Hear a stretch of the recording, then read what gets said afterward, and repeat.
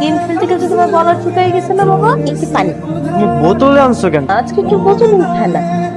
বাবা সারা গেম খেলবে না, একটু পর পর এই পানিটা খেয়ে নিও। এই পানিতে তুমি কি মিশাইছো? কবিরাজের পানি পড়া খেলে অভ্যাসগত চেঞ্জ আসে, তাই ওখান থেকে পানি পড়া নিয়ে আসছি।